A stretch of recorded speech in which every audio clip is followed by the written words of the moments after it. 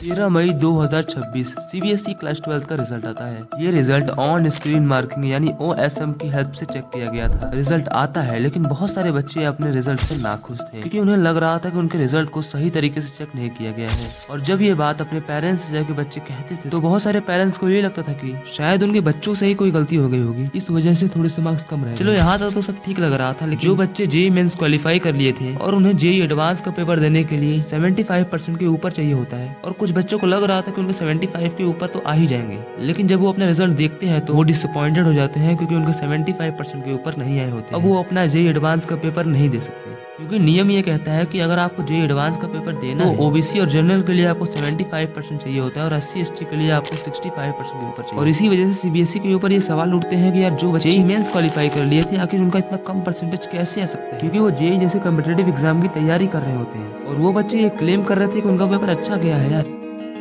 असली सवाल तब खड़ा हुआ जब कुछ बच्चों ने कहा कि हमने तो जेईई क्रैक किया हुआ है, जेईई में बहुत अच्छे हमारे नंबर आए, जेईई का एग्जाम हमने निकाला है, लेकिन हमारे 75% नहीं बन रहे।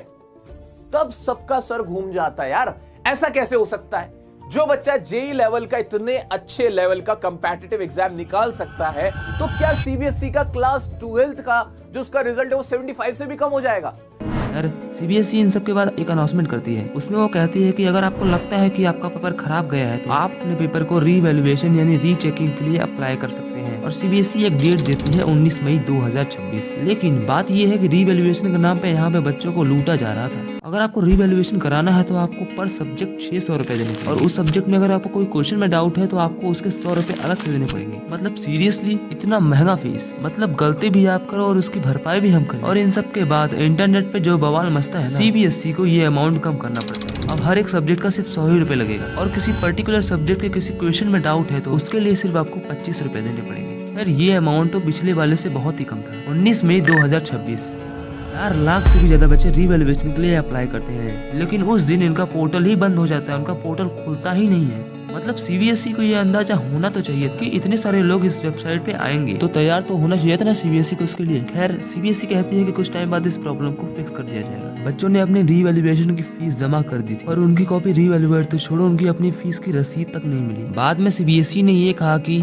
साइबर हैकिंग के बढ़ते इंसिडेंट के चलते हम रीवैल्यूएशन की डेट को थोड़ा पोस्टपोन कर रहे हैं। फिर बच्चों ने कहा कि अच्छा भाई हमारी स्कैन कॉपी तो हमें दे दो। और जब बच्चों के पास उनकी स्कैन कॉपियां आई तो यहीं से सीबीएसई के ऊपर बड़े बड़े सवाल खड़े होना स्टार्ट हो गए। अधिकारियों से लेकर बड़े बड़े मीडिया हाउसेस और टीचर्स तक सीबीएसई के पीछे पड़ गए क्योंकि बहुत सारे केसेस में ये देखा गया है कि कुछ बच्चों की स्कैन कॉपियां जो है ना वो धुंधली थी। कई कॉपियों में तो 20 से पेज नंबर ही गायब है। और इतना ही नहीं, एक वेदांत नाम के स्टूडेंट ने ये क्लेम किया कि फिजिक्स की पहली कॉपी तो उसकी थी लेकिन बाकी सारी कॉपियां उसकी थी ही नहीं। इसे एक न्यूज चैनल ने भी कवर किया था, मैं डिस्क्रिप्शन में उसकी पूरी रिपोर्ट को लगा दूंगा। जब वेदांत के साथ ये हुआ तो उसने अपनी ये बात एक्स पे शेयर की, जिसके बाद एक एंकर ने इसको पाकिस्तानी तक बोल डाला। मतलब अब यही दिन देखना रह गया था, एक स्टूडेंट पाकिस्तान से सीबीएसई का बोर्ड का पेपर देने आएगा। आई मीन बोलने से पहले थोड़ा सा सोच तो लेते यार। देखो जब OSM टेक्निक सीबीएसई ला रही थी तो इसकी तारीफ बहुत की गई थी। ये कहा जा रहा था कि इससे पेपर्स बहुत जल्दी और फ्रिक्वेंटली चेक हो जाएंगे, वो भी बिना किसी एरर के। लेकिन रिजल्ट क्या निकला? देखो तरीका नया था, इस वजह से कुछ टीचर्स भी इसको नहीं समझ पाए। एटलीस्ट उस चीज के लिए उनको ट्रेन तो कर देना चाहिए था ना, क्योंकि बहुत सारे टीचर्स बहुत समय से पेपर्स को मैनुअली चेकिंग करते हुए आ रहे थे। वो इस टेक्नोलॉजी से इतने वाकिफ नहीं थे,